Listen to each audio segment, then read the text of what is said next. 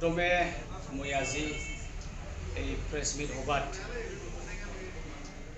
Press ভাইটিসকলক আমি Kokrajhar district Congress coordination কমিটিৰ পৰা আপোনাক নমস্কাৰ যাচিছোঁ এই সুবিধাটো পোৱাৰ আজি প্ৰেছ মিট সভাত মোৰ লগত উপস্থিত আছে আমাৰ কোকৰাঝাৰ ডিষ্ট্ৰিক্ট কংগ্ৰেছ কোঅৰ্ডিনেশ্যন কমিটিৰ সদস্য ডাঙৰীয়ানী হেলেনা মুৰ্মু, আকলিমা বাইদেউ, হামিদা বেগম আৰু উপস্থিত আছে প্ৰাক্তন ডিচিচিৰ সাধাৰণ সম্পাদক আৰু উপস্থিত আছে আমাৰ এই কোঅৰ্ডিনেশ্যন কমিটিৰ সদস্য ষ্টেলা বাইদেউ আছে আমাৰ লগত জমদুৱাৰ ব্লকৰ প্ৰেচিডেণ্ট হাৰকুলিছ ভাইটি আজি হাৰকুলিছ বসুমতাৰী। আজি আমি সঁচাকৈ খুব ভাল লাগিছে। যোৱা আমি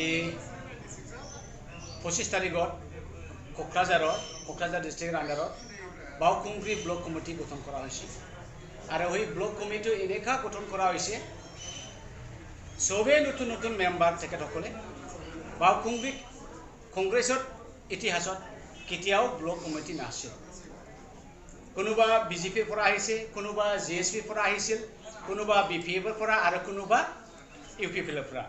আৰু ক'বলৈ গ'লে যে বাওকুংগ্ৰী কমিটিৰ যি সভাপতি হৈছে ব্লকত সেই ডাঙৰীয়াজনে ইউপিপিএলৰ CWC মেম্বাৰ আছিল আৰু সেয়ে আমাৰ প্ৰেচিডেণ্ট আজিৰ তাৰিখত।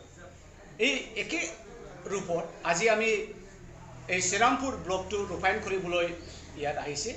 ইতিমধ্যে আমাৰ মিটিংখন শেষ হৈছে আৰু আজি সভাত আমি ইমান বৃহৎ সভা, এইটো বিৰাট ইণ্টাৰেষ্ট। সকলোৱে BCDCৰ পৰা কোনোবা BCDCৰ 15 জন, 20 জন, 25 জন এনেকুৱা মানুহ আজি আগভাগ লৈছে আৰু ইয়াত প্ৰেচিডেণ্টৰ কাৰণে এটা ভেদাভেদ হৈছে আৰু এইটো একচুৱেলি ভেদাভেদ নহয়। কংগ্ৰেছে ভালকৈ ৰূপায়ণ হ'ব লাগে, যে এজন ভাল নেতৃত্ব দিব পৰা মানুহ আমাৰ ব্লকত প্ৰেচিডেণ্ট লাগে। গতিকে আজি এই কমিটি, এই হাউচে এনেকুৱা ডিচিশ্যন লৈছে যে আমাৰ প্ৰেচিডেণ্টৰ কাৰণে আদিবাসীৰ সমুদায়ৰ পৰা এজন ফেডাৰেলিষ্ট দিছে আৰু মাইনৰিটি কমিউনিটিৰ পৰা এজন ফেডাৰেলিষ্ট দিছে। এই দুজন মানুহ প্ৰেম মুৰ্মু ডাঙৰীয়া আদিবাসী কমিউনিটিৰ পৰা আৰু নুৰুল আলম ডাঙৰীয়া ফ্ৰম মাইনৰিটি কমিউনিটিৰ পৰা আজি ফেডাৰেলিষ্ট লৈ আমি APCCক দি দিম আৰু ইয়াৰ পৰাই ডিচিশ্যনটো হ'ব কোন প্ৰেচিডেণ্ট আৰু কোন জেনেৰেল ছেক্ৰেটাৰী এডমিন হ'ব। আৰু ইয়াৰ লগতে মই আজি মিডিয়াৰ যোগেদি আমি বড়োলেণ্ডবাসী, অসমবাসীক জনাবলৈ বিচাৰিছে যে আজি সঁচাকৈ অকল অসমৰ কথা নহয়, অসম বিটিকেৰ কথা নহয়, সাৰা ভাৰতবৰ্ষত আকৌ কংগ্ৰেছৰ ঢৌ আহিছে। আৰু আমি এই যোৱা 25 তাৰিখত কোৱা নিচিনা যে 2025ত BTC অৰ্থাৎ BTRত কংগ্ৰেছে চৰকাৰ কৰিব।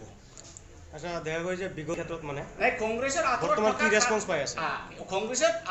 পৰা আঁতৰি থকা কাৰণটো হৈছে যে বড়ো জাতি দীৰ্ঘদিনীয়া 50-55 বছৰ পৃথক বড়োলেণ্ডৰ কাৰণে আন্দোলন কৰিছিল।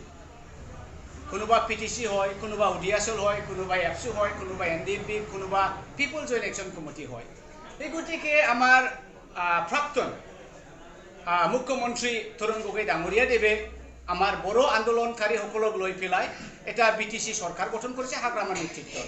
আৰু ইয়াত কংগ্ৰেছে বিচৰা যে বড়ো জাতিৰ দাবী দাবাক আমি একেবাৰে ধ্বংস কৰি নেগলেক্ট কৰি তেখেত BTC কংগ্ৰেছ চৰকাৰ বনাম বুলি এইটো ভাবা নাছিল। আমি সুবিধা দিছিল, কংগ্ৰেছে সুবিধা দিছিল বড়ো জাতিৰ চেণ্টিমেণ্টটো লৈ পেলাই, পৃথক বড়োলেণ্ড আন্দোলনৰ চেণ্টিমেণ্টটো লৈ পেলাই বড়ো সকলোৱে নিজৰ আঞ্চলিক দলৰ লগত লাগি আছিল। কিন্তু আজিৰ দিনত কি হৈছে চাওক, আজি BPFৰ কথাই কওঁ, BPFক ইমান সুবিধা দিছে আমাৰ তৰুণ গগৈ ডাঙৰীয়াই অৰ্থাৎ APCCয়ে, কিন্তু BPFে আজি নিজৰ কথাটো, আমাৰ কংগ্ৰেছৰ কথাটো বাদে দিয়ক, নিজকে এই BTCক সাহসকাৰী দল হিচাপে তেখেত থিয় দিবলৈ নোৱাৰা হ'ল আৰু BJPক সমজাই দিলে।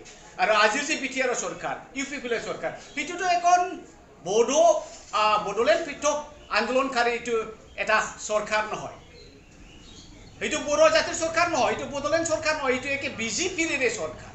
BJP এনেকুৱা কৰিছে আমাৰ প্ৰমোদ বড়ো ডাঙৰীয়াক এখন ফুটুল নিচিনা, এখন পাপেট চৰকাৰ।